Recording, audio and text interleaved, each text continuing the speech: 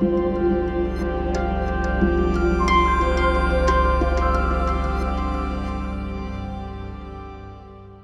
everyone. Oh, we're like nice and on the sides here. Thanks for joining me this morning. And super excited to be at GDC. So this talk is lessons from Duolingo from startup to IPO. And there's actually a lot to get through today. So let me first tell you about what Duolingo is, then I'll tell you why I'm here to talk with you about it. So Duolingo, if you're here, hopefully you know what it is. It's the most downloaded education app with over 42 million monthly active learners. And it was designed to make language learning feel like a game. We got inspiration from games, from game creators like you, on how to make learning as fun as possible. We launched in June of 2012, almost a decade ago, and we IPO'd last summer, which is a really exciting experience. So who am I? Why am I here talking with you about this? My name is Karin. I have a background in computer science and neuroscience, and I had the pleasure of being with Duolingo since 3 months after its launch in June of 2012. So I started as a brand new, bright-eyed, bushy-tailed software engineer, now a senior director of engineering. And I love coming to GDC because one is I love games. Duolingo has been inspired through games throughout time, but I think game-adjacent industries have a lot to also sort of offer and learn and share with the game industry. I've been to GDC before, twice. In 2019, we gave a talk on how to make learning hard things easy using data from Duolingo. In summer of 2020, we talked about sort of our A/B testing framework and how to turn good intentions into good numbers. Was really sad to miss 2021 due to COVID and such, but so thrilled to be back here in person with you all in 2022. And what I like to share every time I come to GDC is my current obsession with games. It is currently Final Fantasy XIV. So if you play this game or want to talk about it for hours, please talk to me after.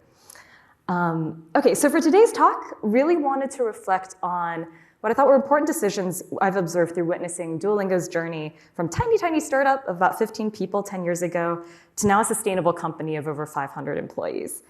So that's 10 years worth of learning to try to cram into less than an hour's worth of time. We have a smaller group here, so I definitely want to leave time for discussion afterwards. So we're going to go pretty fast. I like to slow down during presentations, but today we're just going to go. Lots of bullets, lots of topics. We're going to talk about people and hiring and early hiring decisions, business strategy early on, prioritization, organizational structure, and some key processes that helped us, and finally some anticipated growing pains. Honestly, I ended up hiding like 10 slides this morning because I was like, this is way too much. But if you're interested in sort of more processes we have as well, the slides will be available after this talk. So don't stress too much about writing everything down or taking notes. I'm happy to share the slides with you. All right, first, some disclaimers that hopefully should be fairly obvious is there is absolutely no playbook for how to be a successful startup. If there was one, it would be a much easier journey. We came in at Duolingo with a lot of advantages and had a ton of luck along the way. For example, our CEO already had a good track record, so funding was probably a little easier for us. We managed to hire and retain really excellent people, and the market is very different today than it was 10 years ago. And some really lucky things happened. So our owl mascot became an internet meme sensation. Usage soared throughout COVID as people looked for productive things to do with their time. So we got really lucky in many ways.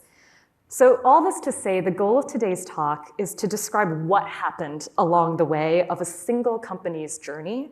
And it's not meant to be prescriptive because different things will work for different companies, but it will aim to be generalizable. So the main takeaway I want you all to take from this talk today is not necessarily what to do or what to copy in terms of what we ended up doing, but more what were the problems that we encountered along the way and how might you be able to proactively address them within your own environments. All right, we're going to drop right into people. So when you start at a company, and I guess maybe just for my own reference and show of hands, like who here is like in sort of leadership or management at their companies? Perfect. How many of you are in companies that are like 50 people or less? Okay, cool, awesome. And how many are you here just because you're either a Duolingo fan or you feared like our owl mascot would come after you if you didn't come to this talk? Okay, just me, cool. Great, so people, when you start a company, and many of you are at small companies, you have very, very limited resources, as you know. And even as you grow, like even with us at 500 people now, there will never be enough employees to cover everything that you want to do. So we focused really heavily early on growing our talent pool very carefully and honestly quite slowly, and making sure we were making the most of the people we had and putting them in places where they can have the highest impact and succeed. So early hiring, just have a few bullet points of things we sort of observed and learned over time. For early employees, we found that generalists are super, super important. In the beginning, people need to wear so many hats, product, QA, engineering, even design. And also to have a high level of independence, because you just aren't going to have a ton of senior leaders to go around managing people. So we only really started specializing more and hiring more specialized talent much, much later. And later in this presentation, I'll sort of show a timeline of when we hired certain key roles to give you a sense of how scrappy we were able to be at the beginning. Relatedly, it's really hard to find perfect hires at the start. You need to find people who are passionate about what you do and willing to take the risk to go along for the ride with you. So you have to get really good at identifying potential. It'll be really hard to find a resume of this person has taken a startup from 0 to 100 and you can hire this person. But the thing is, if you find someone who has an incredible growth trajectory, invest in them a ton, a ton. Give them opportunities because they will grow into someone you probably could not have hired. And I think if you are someone who maybe is not in leadership management, be this person. Really try to be this person. It will pay dividends for sure. The other thing I want to highlight here is that early diversity makes it so much easier to maintain diversity and grow it. We found that having a diverse team early on made it so much easier to continue hiring diverse talent and being appealing to diverse candidates. And injecting diversity after the fact is always going to be so much harder. So keeping this in mind when building your team is, what do you want your team to look like, and how do you want it to represent your user base going forward as well? And finally, this is potentially a controversial point, but this is something that we did early on that I actually think was somewhat of a mistake for us that we got better at, is we are a tech company, we should have internships. Great, internships are fun, but we originally looked at it as hey, maybe, and we did paid internships, of course, but we thought, maybe we could just get some extra resources for a summer, et cetera. Great.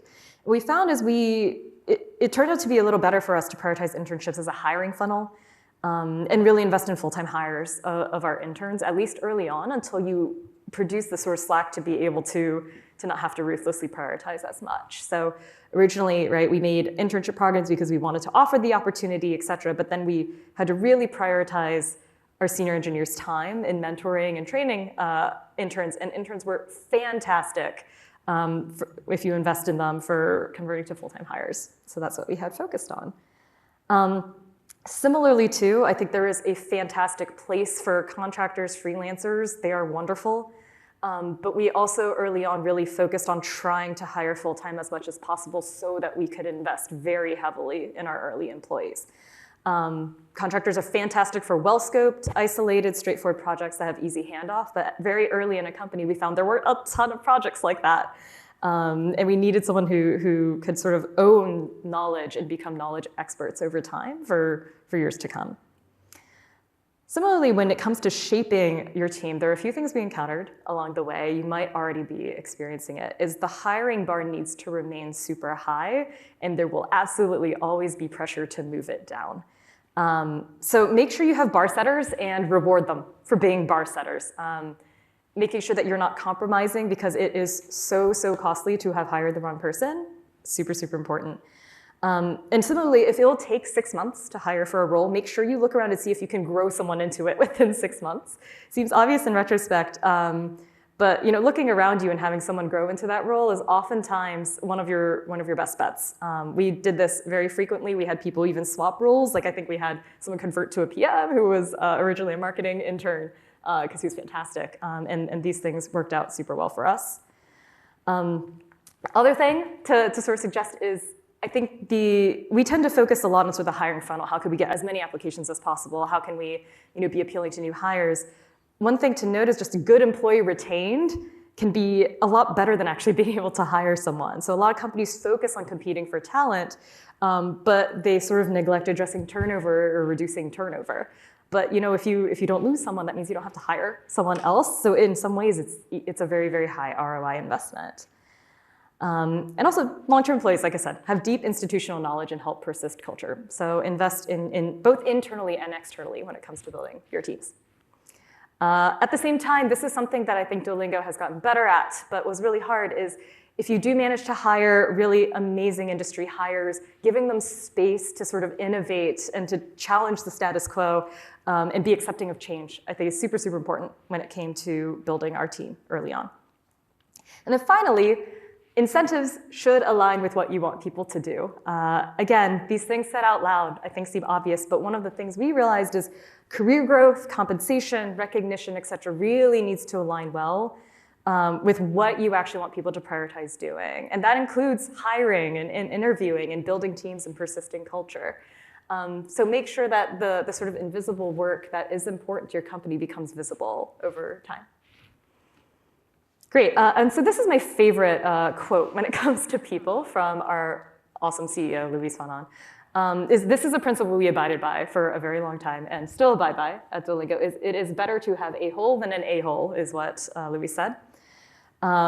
We, at times, waited on key hires until we found the right person, even if we suffered in the absence of that role. And at times, we waited over a year to hire those key hires, but we have never, ever regretted waiting.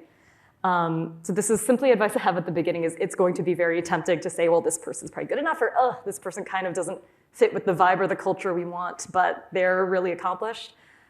We've been able to resist that, and we've never regretted it. So keep this quote in mind. Great, all right, so let's talk about business strategy, and this will be like the meatier part of this talk, is the sort of way that we approached strategy going forward with limited resources. Early key decisions is, and this is hopefully familiar with this audience, is we bet on making a mobile app about 10 years ago and rode that wave with the rise of mobile apps. And this is very sort of analogous with the rise of free-to-play over boxed products over time in the games. At the time, language learning was very much just sort of you attend classes or you learn it on a CD, et cetera. And we kind of had to make the risky bet of saying, what if we made an app? People were saying at the time, you cannot learn through technology, but that's what we wanted to do. So at the start and rise of mobile apps, we decided we're going to invest in iOS, we're going to invest in Android, and we're going to have it so that you can learn a language on your phone. And so the thing to sort of always ask yourself, because I think this was actually the most critical part to our success, is what will that next wave look like? And will you catch it or be left behind? I've attended a lot of NFT talks here, so we will see if that is the next wave. So the other thing that we decided to do really early on is to not try to do everything at once. And this is very, very hard to do because you're going to have naysayers, you're going to have people who are pressuring you to work on everything. And we very intentionally decided to focus first on user growth, and then we added monetization, and then we decided to invest in longer-term bets like our learning efficacy over time, and then philanthropy, in that order. And we're going to focus a little bit more on these first two, user growth and monetization, because I think they'll be most relevant for this group here.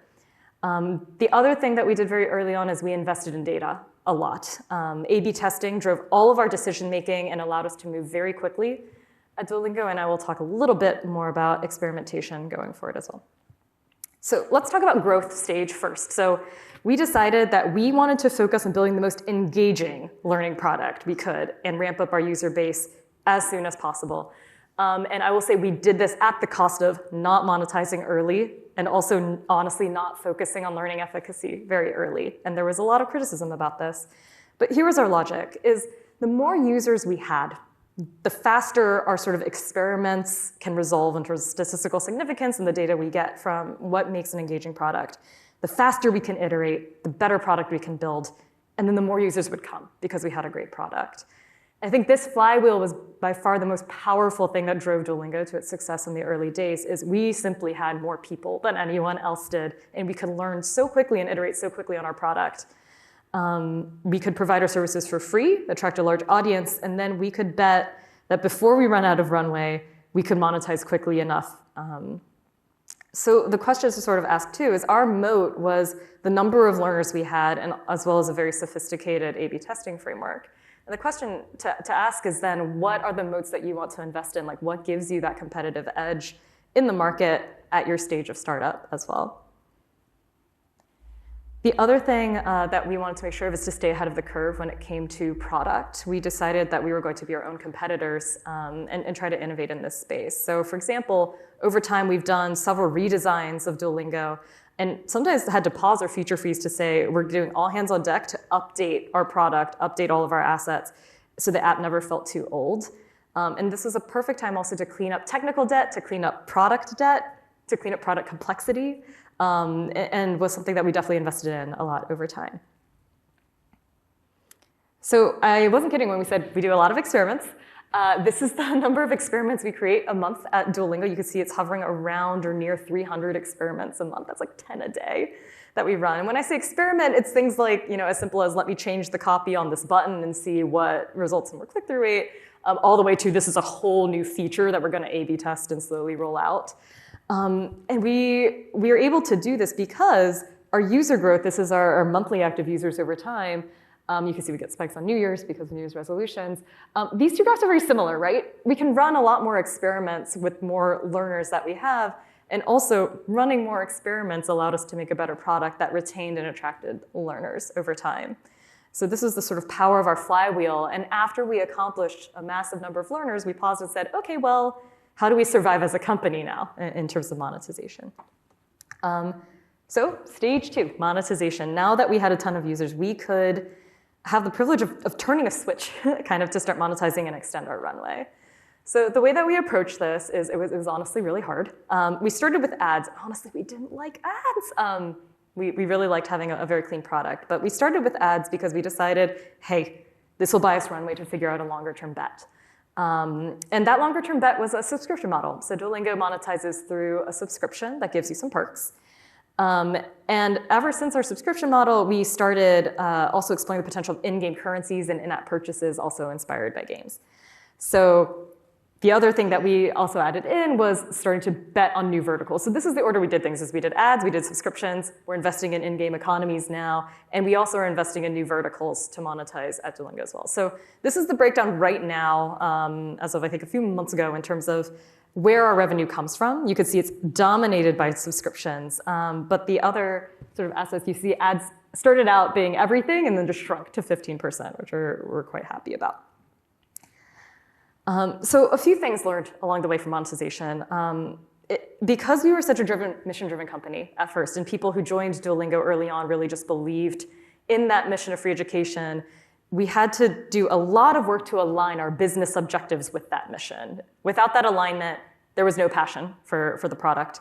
And one of the hardest things we had to do was honestly convince ourselves making money wasn't evil. And I'm not kidding when this took several months. There was a lot of people who thought we would simply dilute our mission or stop caring about our product once we started monetizing. And I think the only way we were able to really combat that, both externally and internally, is to really, really stay true to being an authentic and mission-driven brand and saying, we're going to need money if we want to win in this space. And if we win in this space, it's going to be good for the world. So we had to convince our employees. We had a lot of sort of open discussions and forums about it. We listened to concerns. I was still a software engineer at the time. I wasn't even leadership and management, so I still remember this kind of from both sides. And we did it. And I think one of the things we also did was we wrote down our monetization principles to sort of say, everyone should always be able to learn for free on Duolingo. We're never going to gate anyone with money. And I think that guiding principle is still one that we hold today.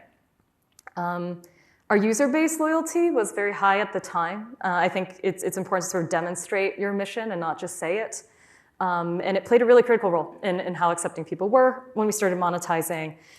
And I think one of the affirmations for that is once we released our subscription, it came with perks like you can download your lessons offline, you get, I don't know, some cute skins for the Duo, et cetera. The number one reason people subscribed was to support the mission of free education. And I think that was saying a lot in how we branded our monetization and how our intentions were made clear to our learners. All right, so then we monetized. We decided we were going to keep living as a startup. And this stage, I won't spend too much time on. Learning efficacy is maybe not that applicable to games, but the reason I'm bringing it up here is this was the stage after monetization that we decided to really invest in longer-term bets. And we decided to start investing heavily in measuring learning, measuring efficacy, doing curriculum overhauls, because we needed to fulfill the promise of actually teaching you a language, right? We didn't want to be a scam. We didn't want to be a place where people only went to casually learn a language and then stop forever.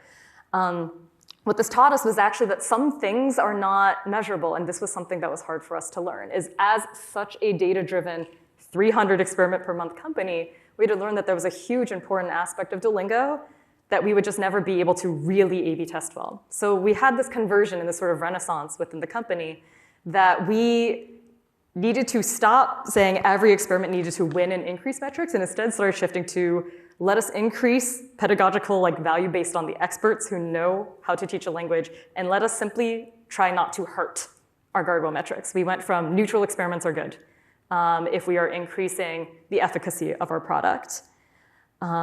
So the reason we invested in all of this was, and the takeaway I want you to take from this section is, we knew that learning-based initiatives would increase the cap of where we could be 3 years from now.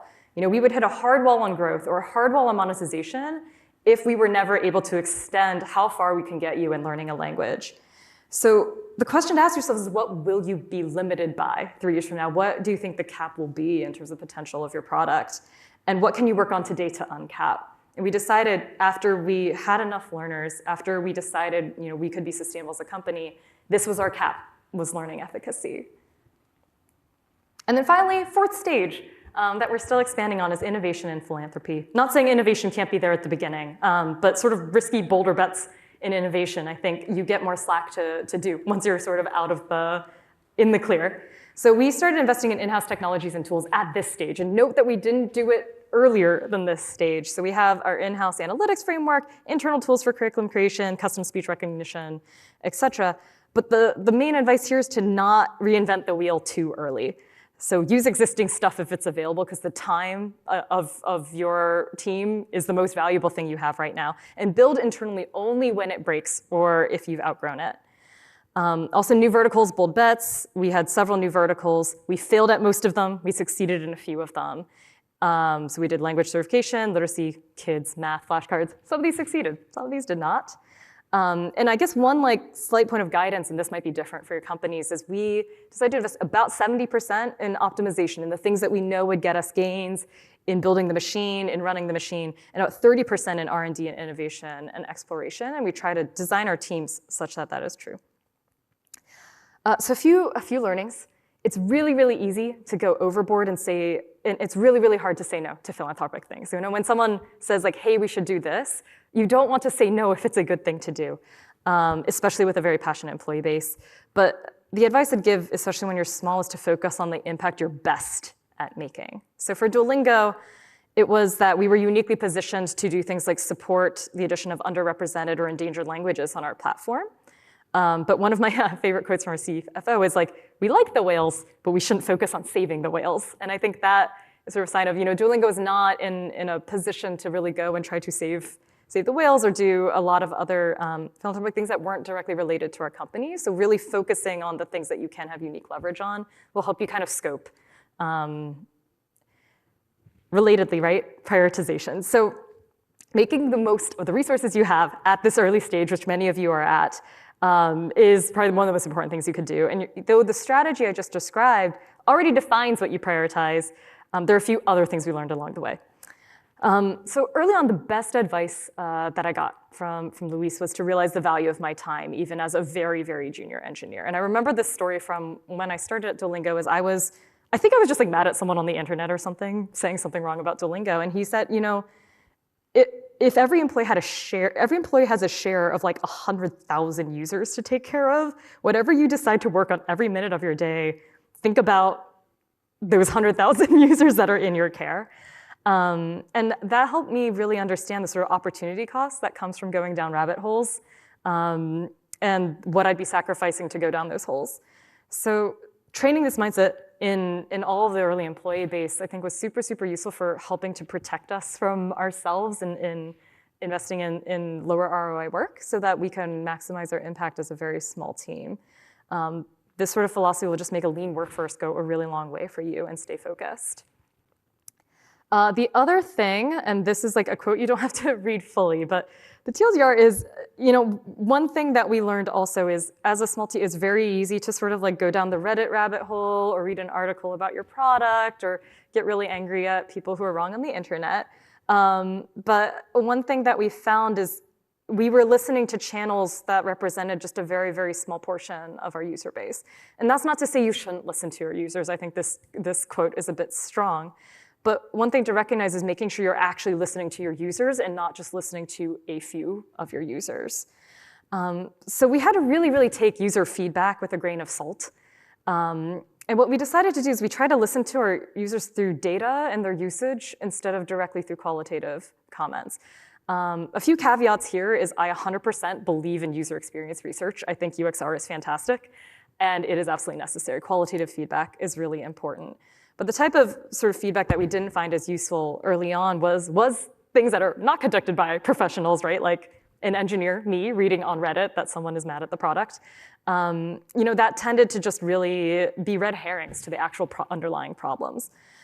So thick skin helps. Remember, it's the most upset people that tend to be the most vocal. And I think looking at our data and seeing, oh, actually the vast majority of our learners really love the redesign we just did, versus like reading the really long thread about how many people hated our redesign was affirming. So try to use data to really get a clearer sense of what the average user on your product is feeling.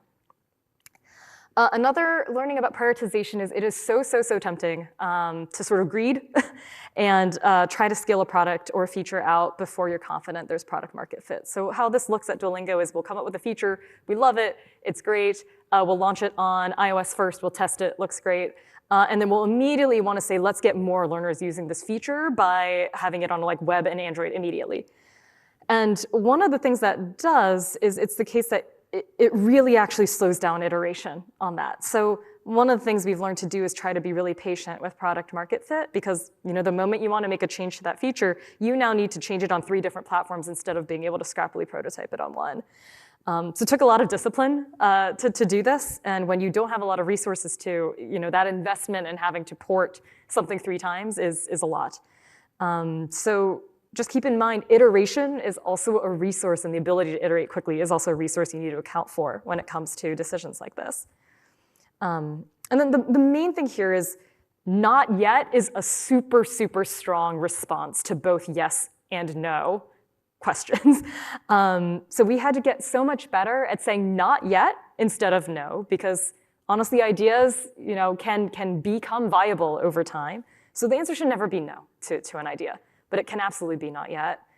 And then honestly, when it came to things like, let's do this new crazy feature, et cetera, also saying not yet instead of yes was also very powerful for us. So highly encourage you to make use of the not yet, to put it in a backlog, to think critically about it, but to feel free to say not yet to both yes and no questions. All right, so we're gonna run through organizational structure real quick. This is kind of the evolution of how our org evolved over time. Early days, so we started with one huge flat team with individuals in charge of certain metrics or projects. So my first day at Duolingo, I think I was employee like 15 or so, Luis came to my desk and say, hey, try to grow user retention. Like literally, I was just like a brand new engineer. I sat at my desk, he was like, grow user retention, and he just left. And then that was it. So we got more sophisticated over time with our onboarding, but in the beginning, we basically had projects and metrics that we were all in charge of. Everyone reported directly to the CEO in the early days, and we had really excellent people, so we didn't worry too much about titles, hiring very senior leadership, et cetera. That landscape might have changed. Like I said, this is just the story of how we started. It's not meant to be prescriptive. But what this did allow us to do is actually set a very non-political foundation early on. People were preoccupied with their work and not too preoccupied with their status, and I think that really helped us. We hired our first manager, who's now our SVP of engineering, Natalie, my manager, in early 2015. Now, if you remember, we launched in 2012, which means we had about 2.5 years without managers. Technically, I guess Luis was everyone's manager, but I thought, I wouldn't necessarily recommend this, but this is just what happened. And we continue to stay as flat as possible. So I can say this, right, as an engineering director, that we really tried to not have more management than we needed at any given time. But everyone's use case is different. So what I thought might be fun to share is a sort of timeline of functions. This was fun to look up for myself because I didn't realize this was the case. So at the beginning, we kind of only had design and engineering. I think we had like one person managing our finances, things like that. And then we hired a marketing person in early 2013. I'll be transparent and say like marketing person was great, but like we actually decided we didn't want to invest in marketing at the time. So we kind of like didn't hire any more marketing people for a while until probably like 2017 or so. Hired our first PM in 2014. Our first manager in 2015, it was an engineering manager. Learning scientist, that was like the phase of learning and long-term bet investment in 2015. Then there was talent acquisition HR. Notice there were 4 years there where it was like engineers were just hiring engineers and designers were hiring design, and we didn't have people for explicit talent acquisition at the time. We hired data scientists, even though we were A/B test obsessed, in 2017, so that was 5 years until we hired our first data scientists.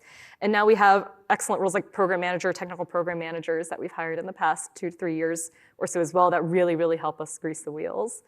So I thought this was interesting because in some ways, I think early on in a company, you feel like you really need someone, an expert in everything. And certainly I can assure you that getting excellent people in these roles is fantastic. But you kind of also make do with what you had. I mean, one of the first times I met our CEO, he was carrying a box of t-shirts to like a tech recruiting conference. I was like, okay, this is a down-to-earth guy. But we all had to basically do whatever it took to get things done. And we, in some ways, hired these roles very late, also because we wanted to wait for the right person to establish what that role and function should be. And sometimes that took a long time. All right, so let me talk a little bit about the evolution of our organizational structure. After we just had this very flat structure for a long time, we introduced teams because we decided it'd be a good idea for more than one person to work on retention or whatnot. So we based teams around metrics, features, or problem spaces, and we wanted teams to be able to accomplish their goals pretty autonomously. So there are several ways to do this. Some people have like, all the iOS engineers here, all the Android engineers here, et cetera. There's a design team, et cetera. We decided to do them vertically so that there were little pods of engineers and designers and program managers and learning scientists together. Controversial, but we actually did this so we would minimize cross-team collaboration. I know that's like not a great thing to say, but it's because we didn't want teams to always feel blocked on other teams and their priorities. We wanted teams to feel like they had a sense of control over their own destiny and success. So we decided to build teams vertically with all of the components they would need to be successful at accomplishing their goals. So our first teams were actually like learning, growth, and monetization, which if you remember, may be the sort of phases of prioritization we went through. And we also, at this point, created the role of team lead, someone who led the team and managed everyone on it. This will be relevant in a bit because learnings, where eventually your teams are gonna grow way too big and you need to fragment them and narrow their scope. So for example, our growth team fragmented into teams like social, gamification, and retention as all elements of growth that had narrower scope. But honestly, our limiting factor when it came to making more teams was ready leadership when it came to making new teams. And this is why I introduced the team lead concept earlier. I think one of our biggest learnings was, we tended to set a very high bar for what it meant to be a leader. And generally, we'd rather have a more senior person double up and kind of be stretched thin and lead 2 teams than have someone more junior as a team lead. Not saying this is necessarily right, but this is what we did. And here are the reasons. One of them is you really risk stunting technical growth. And when I say technical, it doesn't have to be engineering. It's sort of like all the things you learn from building something, from doing your day-to-day job, you stunt early if you put someone in a leadership position that occupies all of their time. So being really sensitive to what growth are you potentially stunting when it comes to putting someone in that position early is really important. And it's also really hard to unmake someone, a manager or a team lead. Once someone is in that position, it feels like a demotion, even though it's really not, to put them back on the individual contributor track. So be very careful about this as well. Okay, after we had 33 teams, I'm saying like we kind of do things as late as possible. We had 33 teams all on like this really flat structure. We decided we probably need some other layer. So now we have areas composed of several teams.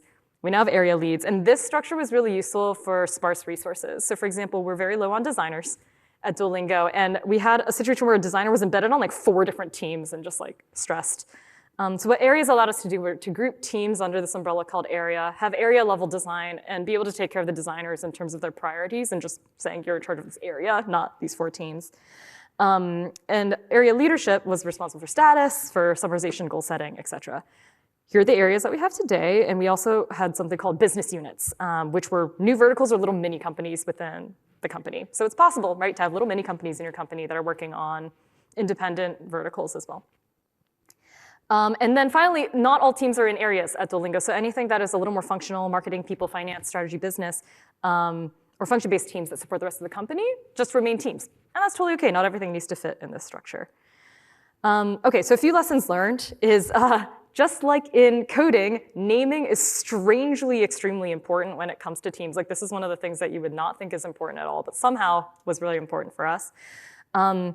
Naming a team defines the assumptions about what area of ownership that team has, and people will therefore reach out to teams that they feel like are closest to the information they need. And if that is very obfuscated, people will not know who to go to for things. It's also the case that employees will tend to remember team names, but not mission statements or the goals of each team if you have a lot of teams. So all they have to go off of for knowing what the company finds important is the teams that the company has, right? So if you have a team called retention, it means the company cares about retention. All this to say, somehow naming has become very important, and we've run into problems in the past where we name something poorly and it just confuses everyone in the company. So naming is important. The other thing we realized is sometimes we would do organizational reorgs or have brilliant plans for how to have a very perfect organizational structure, and then always at the end, we'll pare it down to the most minimum viable plan that changes the fewest number of things. Mainly because manager, team changes, team restaffings are often very disruptive. So we tend to do smaller organizational changes, little tweaks like one person moving, et cetera, every 1 to 2 quarters. We do large reorgs about once a year. And we add a layer every 3 years or so. So this is sort of like the cadence of how we move things. All this to say, be very practical. So we will never, ever have a perfect organizational structure. This is literally what I personally work on almost all the time. But strive for slowly improving your organizational structure over time to keep the minimum acceptable level of chaos, I think is what I'd like to say here. There will always be overlap, gray areas, things will fall through the cracks, you won't be able to staff something, or there won't be quite the right leadership in time, and that is totally normal and expected. So there's no right answer. There are kind of 2 paths you can take, and you can decide for your company where on the spectrum you want them to lie. You can either have a really stable, rigid teams that is great for building team expertise, loyalty, stability, a sense of ownership, et cetera, having sort of the same people on the same team for a long period of time. You can also have really scrappy, flexible, you're expected to change teams all the time, highly agile teams. That's great for innovation and always working on high ROI things. If you want to always put your superstars on the most important thing, this structure is great too. And there are pros and cons of each of these. And maybe you actually have a few people on each of these spectrum as well. There's no right answer, but here are the options available.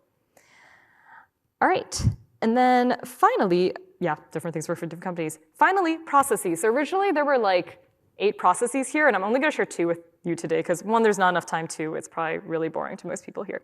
But one process that really drives Duolingo is OKRs. I know no one really likes hearing about OKRs, but here's why I'm talking about them. It's really good for setting goals and alignment. If you don't know what OKRs are, they're a set of objectives and the key results you want to accomplish towards that objective. Ideally, they are measurable, and you will receive a grade at the end of the quarter. The key thing here that we really had to untrain our perfectionists on is the goal is to get a weighted score. And when I say weighted, it's weighted based on priority of 0.7 at the end of a quarter. If you get higher than a 0.7, it's actually not great. It means you weren't ambitious enough with your goals. And the other thing I just really want to emphasize, especially to leaders here, is this measure and this grade is a measure of how well you planned, not a measure of how good a team is. If you find that a team gets a 0.3 at the end of the quarter, the correct discussion to have after that is, how did we fail this team in terms of planning? What were the unanticipated things that happened? Why were our estimations off? It is not about the performance of the team. It's about how we can plan and scope things better to prevent crunch. So problems addressed here: align on goals, communicate priorities, have accountability on these teams, and practice much better planning and prediction when it comes to the goals and how realistic they are setting for your teams. So here's a concrete example I just pulled this from like retention, obfuscated some numbers. You don't have to understand what this is, but this is kind of what an example of an OKR looks like here, right? Is the objective is just to improve the retention of one of our features from X to Y, you know? And then here are the P0s, the 2 most important things we want to do for that. Here's the P1, here are 2 P2s. And one thing I just want to highlight here is note that these all kind of start with verbs and have things like reduce latency, run experiment, port to improvements, launch experiment, run experiment. And what I want to say here is one of the biggest tips I have is, again, naming and consistent terminology is actually super, super important. So we have these terms at Duolingo. There's especially around our A/B testing framework of launch, run, rollout, port, prototype, get stakeholder approval. And the reason precise terminology is important is it helps control scope. As a leader, you want to protect your team from scope creep. And that means not promising, let's just launch all these experiments, but really diving into what are the right milestones I can deliver for these very arbitrary quarter boundaries, right? It's not always going to be the case that features should fit nicely within quarter boundaries. So how can you break that up so that the right milestones are expected out of your team? Whether it's just, let's just get stakeholder approval and get on the same page about the product we're building, versus let's just implement the thing, but we're not going to be able to roll it out to learners yet. It won't be ready or QA'd by time. If you have precise terminology, you prevent that scope creep and you protect your team from crunch. Other thing we've learned is collaborative KRs across two teams that have their own separate OKRs should be verbatim on both teams' OKRs with the same priority, because it's really bad if this is the most important thing for this team to collaborate on and the least important thing for this other team to collaborate on and have different priorities, because one of them is going to do it, the other is not. And then you screw over the team, for which it's really important. So OKRs are a way to sync on these things very explicitly, that we agree this is a priority for both of our teams. And the sort of last point here, I think, is OKRs are very strong incentives for teams. So capture work you want to make sure gets done, especially traditionally thankless work. I am a huge proponent of this. Documentation, fixing bugs, stability, cleaning up technical debt, all really need to be represented and celebrated and given credit for when it comes to planning. They can't all just be top-line business metrics. Because if you want these things to happen, and it's very important for these things to happen, you need to reward and recognize that. Okay, something a little more fun outside of like the manager world is one of the things that we have learned is to really, really invest in greasing the wheels of the things that your company spends a lot of time doing. And since we run 300 experiments a month, right, we wanted to invest in what we call automated experiment reports. So every single test we run has a report automatically generated nightly, including all the KPIs across the company that people have submitted their own teams care about, and whether that experiment had a significant impact on any of them. So here's a sort of example experiment report. I'm not sure if you could read it. You know, here I can look at my experiment, learning multiplier and decay web, whatnot, and see like, it seems statistically significant for increasing active users over time. Great. And if I scroll down this, they would be revenue metrics, retention metrics, and every metric every team in the company cares about to make sure I'm not screwing up someone else's metric over time. And this being automated meant it was super transparent and prevented me from sort of messing with another team's metrics. So the problems we addressed here, very, very fast feedback. These reports were generated nightly, included all the guardrail metrics so that you didn't have to memorize them or know who to go to or know what to look at to do it. It makes experiment analysis super accessible, especially to non-technical people or non-statisticians like me. And it vastly, vastly accelerated decision-making on whether or not to launch or shut down experiments. Great. Last section, we're almost through. I told you this would be rapid. So relatable growing pains that you will probably inevitably encounter. First, we're going to start with engineering pains. Ownership voids and untenable backlogs, hopefully relatable. The way that we are trying to address this now is to form centralized bug triage groups with very senior leaders so that we could communicate this is actually important and worthwhile time. We're also now forming decentralized groups per area. And also adding a ton of automation for duplicate reports. So one of the things that we started drowning in is people reporting the same problems over and over again, and it literally took all of our time to even dedupe those than to even start addressing them. So invest in technology that helps you be able to do these sort of lower ROI tasks. And also, as I mentioned, OKRs, including bug squishing and triage in those OKRs means people will get protected time to do them and you account for them in your planning. We're still bad at this. Other thing, legacy code and technical debt. Occasionally we will actually just stop and do all hands on deck projects to clean up code-based rewrites or redesigns. Hopefully you don't get to that point. You will probably get to that point, and it's important to kind of put the foot down and say we just really need to do this to accelerate how quickly we can code in the future. And some quarters we actually ask all teams to include a KR dedicated to reducing technical debt. Technical debt will always be one of those high importance, low urgency things. So I think that the key thing to learn here is to really invest in those things. We also have an annual company Grease Week, where everyone in the company takes a week to just clean up shop, do those refactors you've always wanted to do, write that documentation you've always wanted to have, et cetera. No one's gonna bother you that week. You won't have any meetings that week. And it's really important that everyone does this at the exact same time, because if it's only a few people, you're just gonna get drowned in the work that other teams are asking of you anyway. Communication pains. So a lot of stakeholder management. This was like the one emoji I managed to like insert in this presentation, and I decided on this one. I'm that stakeholder, I'm that problem, so I can talk about it. So one of the things we did was, it was the case that teams really needed to know what other teams were doing if they affected their metric or their feature. So we have this template now where there's just a list of all required collaborators or people you need to contact in order to get your feature approved if it touches any one of these domains, and that's been really, really helpful.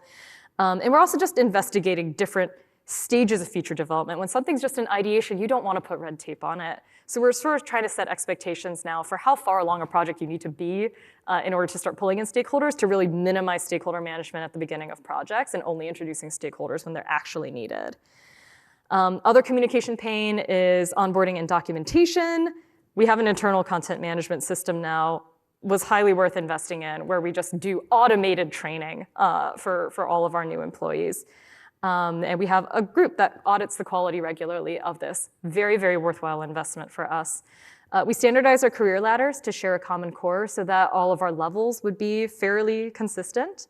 And then we also hired people to lead this initiative, starting with the leadership training. And then the final pain I'm going to talk about are emotional pains, which are usually the hardest to deal with. Handling low performers and exits was honestly very, very hard for us, and still is.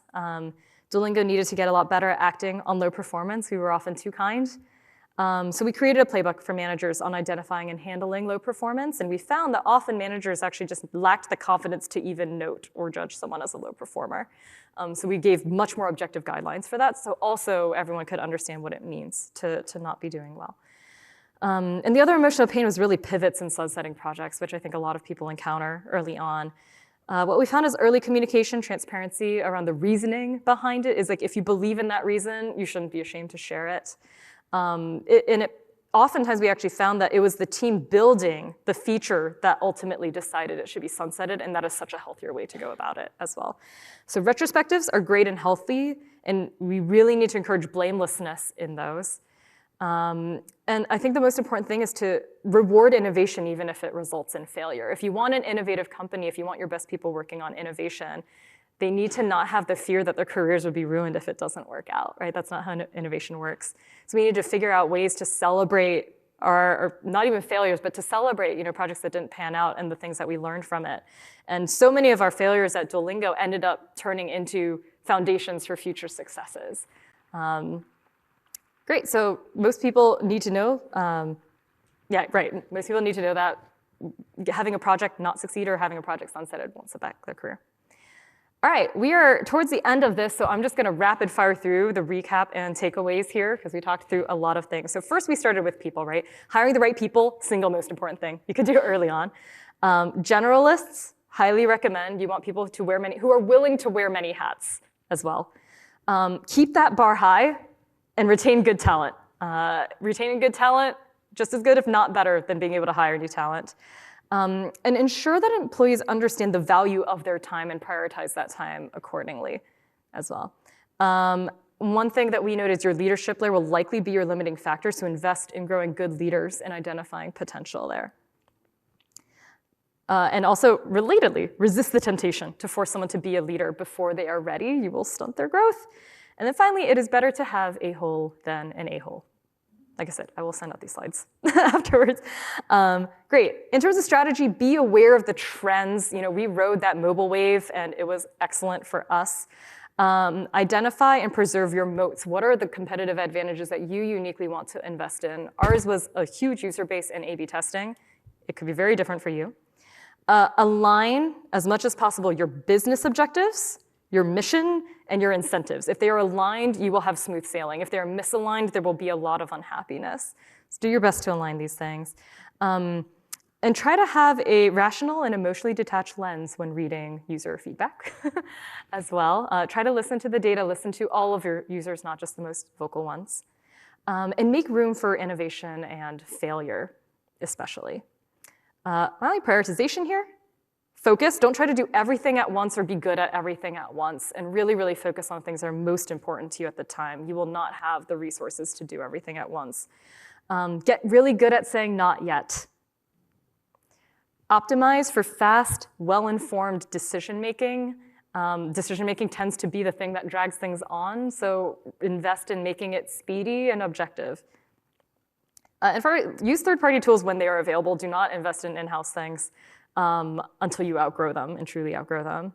And then finally here on the prioritization front, as a reminder from our CFO, you can like the whales without committing to saving the whales. So when it comes to wanting to do good, wanting to do philanthropic efforts, really focus on the things you're uniquely positioned to benefit, and that will give you the highest leverage and impact. Organizational structure, be patient. Don't jump the gun on these things. Inserting organizational layers, scaling out a feature before you find product market fit for it, putting someone in a leadership position they aren't ready for, hiring functions or positions before you need them. As we demonstrated, we actually waited a really long time to hire certain functions. And also name teams well. Try to optimize enabling the team to get things done autonomously and to feel a sense of control over what their success can be.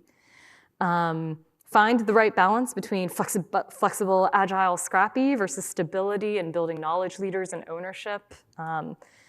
And finally, recognize that organizational structure is always going to be a work in progress, and you might get grumpy about the cracks and holes, but it's okay. They will always be there, and building up a sort of tolerance for vagueness, I think, is one of the best things you could do.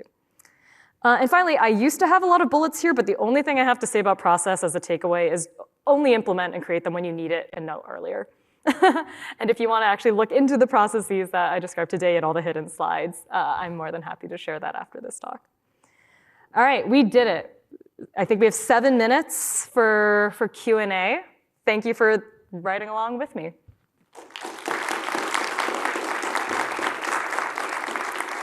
7 minutes for questions. Oh, I have tape in my hair. Hi. The talk is amazing, absolutely amazing. Can you shed some light on the A/B testing on unmeasurable things?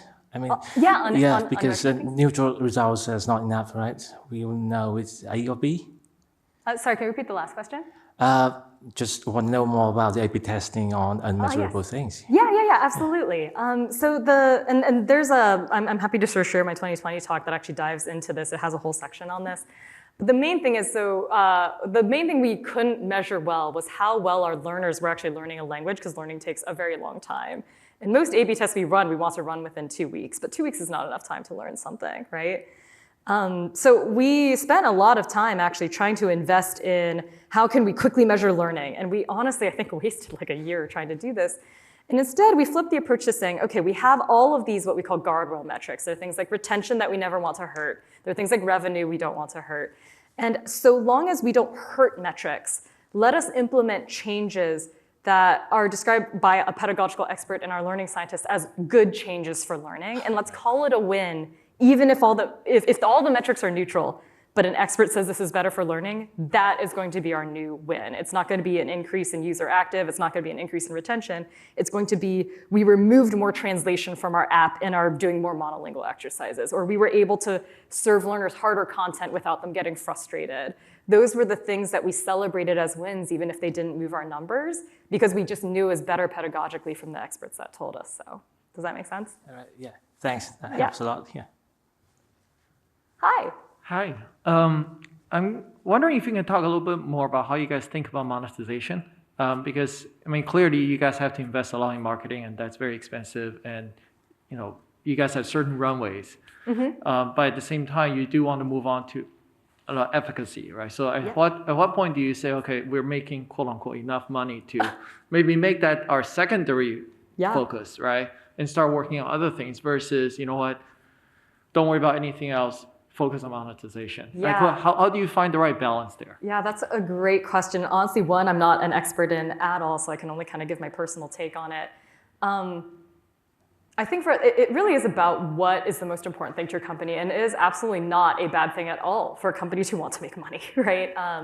For us, it really was that based on the people we've acquired over time and how mission-centric they were, our priority was being the best and biggest language learning company in the world. And we knew we needed a ton of money to do it. So everything, when I talk about aligning sort of your mission, your business objectives, and your incentives, the sort of what I'm talking about is we wanted to make money and decided to continue prioritizing making money because we knew this was the amount of money we would need to be able to penetrate like the English learning markets and to be able to provide education to the world, et cetera. This is how much money we would need to do this. So we decided to invest in learning as well because we said, we actually want to teach languages to our learners. That's why we all work here.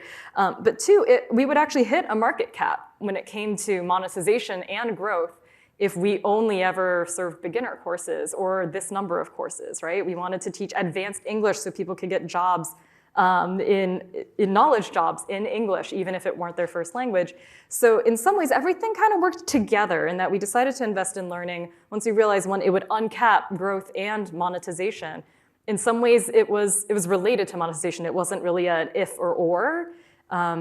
It was more everything needs to work simultaneously towards our one goal. And monetization and learning were both a part of that. So when it comes to making enough money, I think the question asked is how much do you need to accomplish your goals? And then also, is there anything that you actually need to prioritize a little bit more to uncap your market potential in the future as well? Thank you. Yeah. I don't know who was first. Okay, go for it. So I was wondering, back in 2012 when you started, what was the ways that you guys went about acquiring new users, aside from just building a nice app? Yeah, sorry, what was the, what before new users? Back in 2012. Yeah, sorry, I think I missed like the verb. What was your mechanisms for acquiring new users? Oh, the mechanisms, yes. So one really, this was another thing we got lucky on, is our CEO, Luis, gave a TED Talk about this idea of free education that I think attracted a lot of people to our beta. So I think that was one of the biggest drivers of people who signed up for the beta version of Duolingo was this TED Talk. And I think there was a lot of evangelism in the more like academic. So Duolingo actually was born out of Carnegie Mellon University. So I also think like we evangelized on campus and things like that too. But truthfully, we didn't do that much. And I think that's why we were lucky is we actually, there was a lot of word of mouth that actually did it for us. And that is not something we ever want to take for granted. But somehow when people tried the product, it was new at the time. They were basically like, oh my gosh, I can actually learn a language like from my house for free. And word of mouth was by far the highest driving factor, even since recently, of our growth at Duolingo. We actually didn't invest in marketing for a very, very long time because of word of mouth. And I think in terms of organic growth, word of mouth only really comes when you are a very, very solid brand, an authentic brand, right? So we actually almost intentionally didn't do too much like marketing or commercials because we wanted that organic word of mouth to not become distilled. So I would also say engaging with the community and that TED Talk, I think, were our main drivers. Thank you. Thanks. God? I think we only have a minute left, but I'm happy to go out to the wrap-up room also for more questions. But go ahead. So here's a project management question. I liked your concept of the Greece week, and that's something that we've been experimenting with, where you have no meetings and focus on those things. And with you having hundreds of new tests a week and talking about, or a month, talking about needing key stakeholders involved, and with work from home, and we've experienced an increase in meetings and fatigue with that.